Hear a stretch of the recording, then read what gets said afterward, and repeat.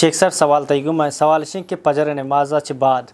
واب جنک جائز واب کا ایک ایک وسپی پجرا چ بعد پجر نماز کا ایک وپسی پرچہ کہ ماں اشکتا کہ روچ در کے انسان رس کے جو استے ذریعہ ہے ماٹے میں روچ در آئے گا ساری انسان پا دیتے تو وپسک جائز ہیں کہ اللہ جی چونا یہ مردم بزاں کہ بعض علماء پمے واسطہ گوشی کہ پجرا چ بعد واب شر نہ ہے اور ناپسند کا کہ پیغمبر علیہ الصلاۃ والسلام اور صحابہ کرام وقت کہ فجر نماز چوند نشتن ہوتی اما نماز جاگہا اللہ ذکر کو تاکہ رود درات بہتر و شتر ہمشہ کہ مردم فجر نماز کان ہوتی مسلس را بنندی قرآن بوانی تسبیح بکن سبحان اللہ الحمدللہ اللہ اکبر صحبہ اذکارم بوانی دعائے بکن تاکہ روچ در کے انچو کہ اللہ بیان فرمانی وسبح بحمد ربک قبل طلوع الشمس وقبل غروبها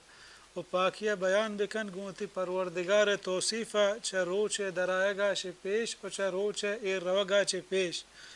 بہتر ہمشہ کہ مردم اے ٹیمہ موپسی بلے مثلا اگر یک ہنچے مردم ہے کہ شپا ہنو رہت مردم ڈیوٹی ہیں عشاء آباد فجر وانگا ڈیوٹی ہیں نو اگاں لوگا اتکا یا وابا گتا انسان نفسہ حقی ہے تی نفس آرام لوٹی راحت لوٹی ترا وپسگی ہوتی نفس حق ادا کنگی ہیں